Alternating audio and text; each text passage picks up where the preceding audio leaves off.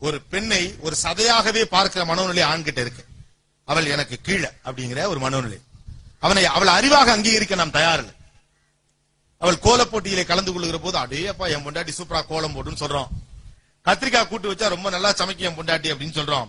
பட்டுப்புடவை கட்டிட்டு வந்தா அப்படியே மகாலட்சுமி மாதிரி இருப்பா அப்படின்னு சொல்றோம். எல்லாம் சொல்றோமா? இந்தியன் எக்கானமி பத்தி உங்களோட ஒரு வார்த்தை நல்லா பேசட்டுமே, ஓவரா பேசுறான்னு சொல்லிடுறோம். ஏன்? ஒரு பெண்ணை அறிவாக இருக்கிற மனோநிலை நமக்கு இல்லை.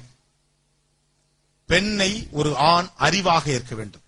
ஆணினுடைய கோழைத்தனங்களையும் முட்டாள்தனங்களையும் ஒரு பெண் ஏற்றுக்கொள்ள வேண்டும். அது ரொம்ப முக்கியம். men should be perfect பெண்கள் நினைக்கிறாங்க, அது தப்பு. men should be perfect. வீட்டு ஆம்பளை நீ சரியா இருக்கணும் அப்படின்னு. ஒரு ஆண் எப்போதும் சரியாக இருக்க மாட்டான். ஒரு ஆணை வழி நடத்துவதுதான் பெண்ணினுடைய ஆயுதம். அதனாலதான் பெண் women is powerful. why women is powerful? இந்த காட்டாற்று வெள்ளத்தை கரை போட்டு தடுக்கிற சாவியும் சக்தியும் பெண்ணிடம் தான் இருக்கு. சம்பாதிக்கிற பணத்தை பொண்டாட்டிட்ட கொடுத்துட்டு பூட்டையும் சாவியும் பொண்டாட்டிட்ட கொடுத்துட்டு கையிலேயே கட்டிட்டு நடுகால ஒரு ஆம்பளை டிவி பாக்குறான்னா அவன் வீக்குன்னு அவனுக்கே தெரியும்.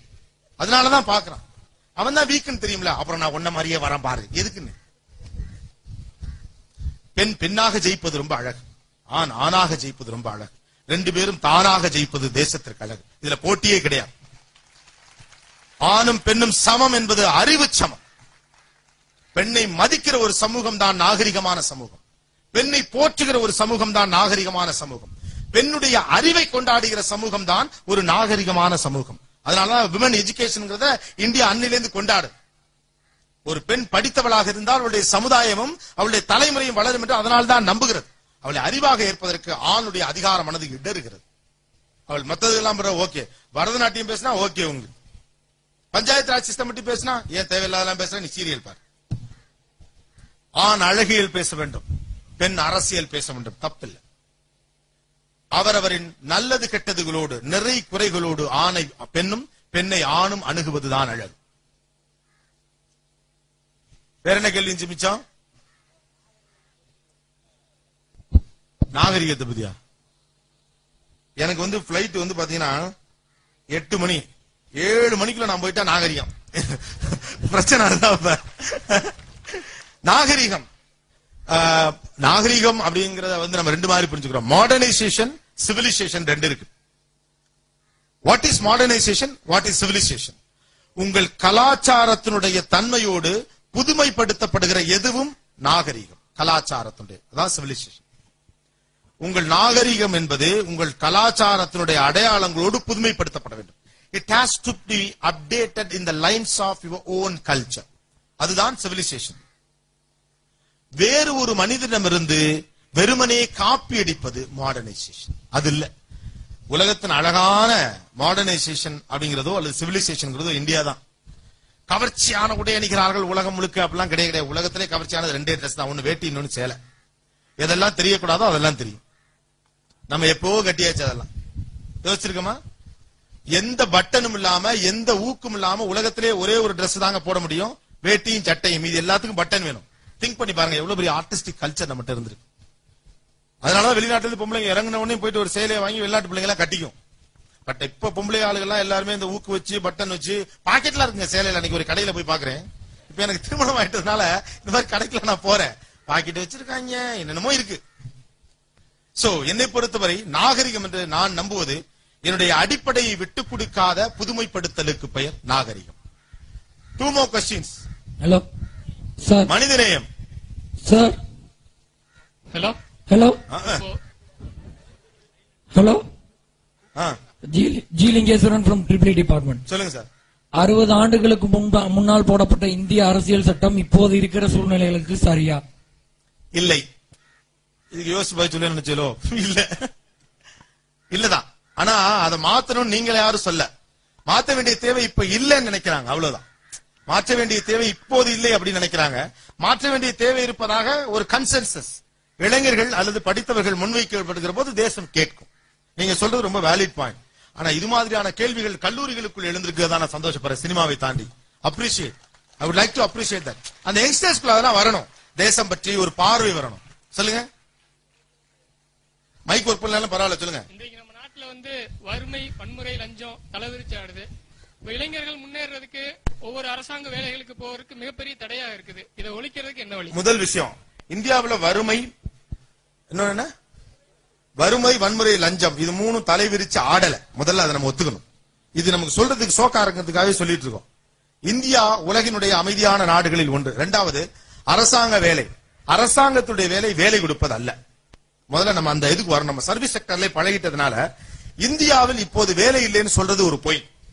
இந்தியாவில் உட்கார்ந்த இடத்துல இருந்து கட்டவரில் நோன்னா தண்ணி வரும், நாங்க வெள்ளாம பண்ணுவோம்னு காவிரி ஆத்தங்கரையிலே உட்கார்ந்து இருக்க முடியாது. எல்லாரும் தேடித்தான் பயணிச்சு ஆகணும். போட்டிகள் நிறைந்த ஒரு கார்ப்பரேட் உலகத்துக்குள்ள வேலை வாய்ப்பை உறுதி செய்வது முழுக்க முழுக்க அரசாங்கத்தினுடைய பணி அல்ல. அதனால அரசாங்கம் மட்டுமே எல்லாத்தையும் செய்யணும் எதிர்பார்த்து கொண்டிருக்கக்கூடிய அளவு நம்ம பலவீனமா இல்லைன்னு நான் நினைக்கிறேன். மற்றபடி ஊழல், லஞ்சம், நோ கமெண்ட்ஸ். வேற என்ன சொல்ல? Sir sir K Ramesh, second year triple E sir. சொல்லுங்க சார். இது என்னோட பர்சனல் கொஸ்டின் சார். சார் நான் வந்து உங்களோட தீவிர ஃபேன் சார் நானு. சார் நீயா நானா ப்ரோக்ராம்ல எப்படி சார் டைட்டில் செலக்ட் பண்றீங்க? இப்படிதான் மக்கள்கிட்ட இருந்தா பேசிக்கா ஒரு 50 டாபிக் அந்த மாதிரி ஒரு ஷெட்யூலுக்கு பிளான் பண்ணுவோம். அதை உட்காந்து ஸ்க்ரூட்னி பண்ணுவோம். ஒன்னா ஸ்க்ரூட் பண்ணி இது வேண்டாம், இது வேணும், இது வேணும்னு. மெயில்ஸுக்கு, லெட்டர்ஸ்க்குலாம் நிறைய சஜஸ்ட் பண்ணி அனுப்புவாங்க. பெரும்பாலானோர் ஒரு சில டாபிக் சஜஸ்ட் பண்ணாங்கன்னா அதை எடுத்துப்போம். அப்படி எல்லாம் எடுத்து ஒரு 9 டாபிக் ஒரு ஷெட்யூலுக்கு பிளான் பண்ணுவோம். 9 ஒவ்வொரு மாதிரி வச்சுப்போம். ஒன்னு சமூகம் சார்ந்தது, ஒன்று குடும்பம் சார்ந்தது, ஒன்று இளைஞர்கள் சார்ந்ததுன்னு. ஆனா நீயானாக்கான தலைப்புகளை தேடுவது ரொம்ப சிரமமான விஷயம் தான். இப்போ ஒரு எபிசோட் பண்ணிருக்கோம், கதை. இதை டிபேட் பண்ண முடியுமான்னு இருக்குல்ல, எனக்குமே அப்படித்தான் இருந்துச்சு. அப்புறமா ரிசர்ச் பண்ண பிறகு பண்றதுக்கான ஒரு ஸ்பேஸ் இருந்துச்சு. ரொம்ப அருமையான ஒரு எபிசோட் இருந்துச்சு. கதை படிக்கிறது, கதை படிக்காம இருக்குது, இதெல்லாம் ஒரு டாபிக் ஆடாயிட்டா உங்களுக்கு அளவே இல்லையா? அளவு இருந்துச்சு அதுக்குள்ள. உலகத்திலேயே மிகச்சிறிய கதை இந்தியாவில் தான் இருக்குன்னு எஸ் ராமகிருஷ்ணன் அழகா ஒன்று சொன்னார். உலகினுடைய மிகச்சிறிய கதை இந்தியாவில் இருக்கான். ஒரு ஊர்ல ஒரு நரி, அதோட கதை சரி. கதை என்பது வாழ்க்கையாக இருக்கு அப்படிங்கிறதுக்காக அதை பண்ணோம். அப்படியே எடுக்கப்பட்ட முயற்சிகள் தான் தலைப்பு. Team work. நீயானாங்கிற ஒரு தனி மனித முயற்சி எல்லாம் கிடையாது. அது தனி மனிதனாக எனக்கு சில அங்கீகாரம் கிடைக்கிறது. Great team work. தென் இந்திய அரசியல்வாதிகள் வாழ்க. வேற இல்ல, நீங்க சொன்ன வாழ்க வேற, நான் சொன்ன வாழ்க அவங்களுக்கு என்னன்னு தெரியும்.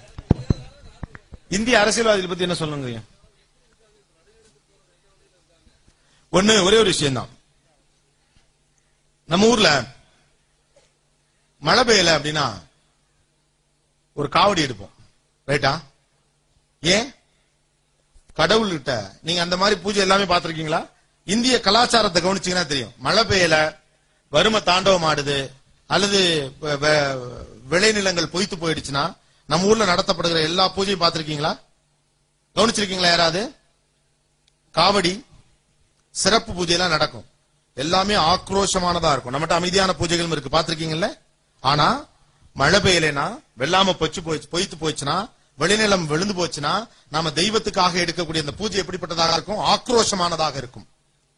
அப்படி மக்கள் ஆக்ரோஷமான பூஜைகள் நடத்தினால் எப்படி இருக்க வேண்டும் என்பது அரசியல்வாதிகளுக்கே தெரியும். நீங்க அரசியல்வாதிகள் எல்லாமே பண்ணணும், ஆனா நான் ஒண்ணுமே பண்ண மாட்டேன் அப்படின்னு இருந்தா நடக்காது. நான் ஓட்டு எல்லாம் போட மாட்டேன், அன்னைக்கு டிவி பார்ப்பேன், நான் விட்டு போன சீரியல் எனக்கு தொடர்ந்து பார்க்கணும், நீ என்ன நான் ரீடெலிகாஸ்ட் பண்றாங்க அப்படின்னு நீங்க போய் உட்கார்ந்துகிட்டா நீங்க எனக்கு என்ன கவலைனா, அரசியல் என்பது எது? இதுதானே அரசியல். ஓட்டுக்கு காசும் குடமும் பக்கெட்டும் வாங்குற நமக்கு அரசியலை விமர்சனம் செய்கிற அதிகதை இல்ல. அதான் பிரச்சனையே. அது இல்லைன்னா அரசியலை பத்தி பேசலாம். அரசியல் தலைவர்களை பத்தி சொல்றதுக்கு என்ன இருக்கு? இன்னைக்கு நாம பெற்றிருக்கக்கூடிய இந்த ரிசர்வேஷன், இன்னைக்கு நாம பெற்றிருக்கக்கூடிய இந்த வளர்ச்சி, இதுல நிச்சயமாக அரசியல் தலைவர்களுக்கு பங்கு உண்டு. சும்மா பொத்தாம் பொதுவா அரசியலை விமர்சிப்பதற்கு இல்லை. தப்பிச்சிட்டனும். சார் உங்களை பத்தி ஒரு கொஸ்டின் சார். என்னது சார்? அதாவது நீங்க சாதாரண இளைஞனா இருந்தீங்க, இப்போதான் ஒரு நிமிஷம், இப்போதான் இளைஞன் தான், இளைஞனா இருக்கீங்க. நீங்க இந்த அளவுக்கு சூப்பர் ஸ்டாரை பேட்டி எடுக்கிறதோ, இல்ல கலைஞரை பேட்டி எடுக்கிறதோ, ஹாங்காங் போறது, லண்டன்ல பேசுறது, இப்படிங்க நினைச்சு பாத்தீங்களா? இல்ல கனவா, இது நினைவா, இல்ல உங்களோட முயற்சியா, இல்ல தோல்வியா, வெற்றியா, என்னங்கிற சொல்லுங்க. இது என்னன்னு சொல்ல தெரியல, ஆனா இப்படி எல்லாம் இருக்குன்னு எனக்கு தெரியல. பட் லண்டன்ல போய் பேசுறது, இந்தியாவை ரெப்ரசென்ட் பண்ணி ஒரு கான்பரன்ஸ் அட்டெண்ட் பண்ணிறது சக்சஸ் ஆன எனக்கு தெரியல. முதல்ல வெற்றி ஒரு குறியீட்டின் அடிப்படையில் பார்க்க முடியாது. முதலமைச்சரை பேட்டி எடுக்கிறோம், சரி, எல்லாத்தையும் நான் ஒரு வாய்ப்பா பாக்குறேன், அவ்வளவுதான். எனக்கு கிடைச்ச வாய்ப்பை நான் சரியா பண்ணணும்னு ட்ரை பண்றேன், அவ்வளவுதான். மற்றபடி ஏதோ ஒரு இடத்துல நமக்கு இருக்கணும், முக்கியமான ஆளா வரணுங்கிற ஆசை இருந்திருக்கலாம். ஏறக்குறைய ஒரு 11 வருஷத்துக்கு முன்னால முதல் முறையாக நான் ஒரு பத்திரிகையில பேட்டி கொடுத்திருந்தேன். அது எங்க அப்பா பத்திரமா எடுத்து வச்சிருக்காரு. டிவிக்கு எல்லாம் வந்து ஏதோ சின்ன சின்னதா ட்ரை பண்ணிட்டு இருந்த காலகட்டத்துல நம்மளே மதிச்சு ஒருத்தர் பத்திரிகையில பேட்டி எடுத்திருந்தாங்க. அந்த இதுல அதுல வந்து நான் சொன்னத டைட்டிலா போட்டிருக்காங்க, முகம் தெரியாமல் செத்து விடக் கூடாதுன்னு தான் டைட்டிலே போட்டிருக்காங்க. நான் சொல்லியிருக்கிறேன். சோ 11 வருஷத்துக்கு முன்னால ஏதோ தோணி இருக்கு செய்யணும்னு. மத்தபடி இதெல்லாம் ஒரு வாய்ப்பு தான் தம்பி. உங்களுக்கு அந்த வாய்ப்பு கிடைக்கல, எனக்கு கிடைச்சிருக்கு அவ்வளவு. உங்களுக்கு முன்னால போயிட்டு இருக்கேன், நாளைக்கு நீங்க பின்னால வருவீங்க. It is just an opportunity. இதை ஒரு திறமை என்று நான் ஏற்றுக்கொள்ள தயாராக இல்லை. கோபிநாத்தை விட நிறைய திறமைசாலிகள் வெளியில் இருக்கிறார்கள். கோபிநாத்திற்கு வாய்ப்பு கிடைத்திருக்கிறது, நிறைய பேருக்கு வாய்ப்பு கிடைக்கல. அதான் உண்மை. சார் சார் இளைஞர்கள் அவங்க படிப்புக்கு தகுந்த ஃபீல்டில் வேலை பார்ப்பது சரியா, இல்ல அவங்களுக்கு பிடிச்ச ஃபீல்டுல வேலை பார்ப்பது சரியா? கிடைச்ச வேலையை பார்க்கறது சரியா, பிடிச்ச வேலையை பார்க்கறது சரியா? படிச்ச படிப்புக்கு தகுந்த வேலை பார்ப்பது சரியா, இல்ல பிடிச்ச துறை சேர்ந்த வேலை? பிடிச்ச துறையை தேர்வு செய்து வேலை செய்வதுதான் சரி. அதற்கும் படிப்பை பயன்படுத்தலாங்கிறது ரொம்ப முக்கியம். நான் மேலாண்மை படித்தவன். நிறைய இடங்கள்ல நான் எம்பிஏ படிச்சிருக்கேன்னு சொல்லுவாங்க. நான் எம்பிஏ என்ன படிக்கவே இல்லை. ஆனா நிறைய பல்கலைக்கழகங்கள்ல நான் எம்பிஏ வாத்தியார்களுக்கு எல்லாம் பாடம் எடுக்கிறேன். I hate my own managerial skills. But I have சென்னைக்கு எம்பிஏ படிக்கணும் வந்த ஒரு சாதாரண பையன் தானே. எனக்கு எம்பிஏ இன்ன வரைக்கும் நான் படிக்கவே முடியல. நிறைய எம்பிஏஸ் நான் உருவாக்கி இருக்கேன். எங்க அப்பா சின்ன வயசுல என்ன டாக்டர் ஆக்கணும் ரொம்ப ஆசைப்பட்டார். தூங்கிட்டுக்கெல்லாம் எழுப்பி சொல்லுவாராம், டாக்டர் கோபிநாத் எழுந்திரீங்க அப்படின்னு. சமீபத்தில் உலக தமிழ் பல்கலைக்கழகம் எனக்கு டாக்டர் பட்டம் கொடுத்தாங்க, பவர்ஃபுல் மீடியா எக்ஸலன்ஸ். எங்க அப்பாட்ட கொண்டே கொடுத்தேன். எங்க அப்பா சொன்னாரு, சரி ஒரு வழியா டாக்டர் ஆயிட்டேன், என்ன கொஞ்சம் லேட் ஆயிருச்சு அப்படின்னாரு. சந்திர காற்று நம் ஜன்னலில் வீசட்டும், சரித்திரம் நாளை நம் சாதனை பேசட்டும். நன்றி, வணக்கம். சார் ஒரு கேள்வி. சார் எதையுமே பாசிட்டிவா திங்க் பண்ணணும், பாசிட்டிவா நினைக்கணும்னு சொல்லி இப்ப மாணவர்களுக்கு எல்லாருக்குமே நீங்க சொல்லியிருக்கீங்க.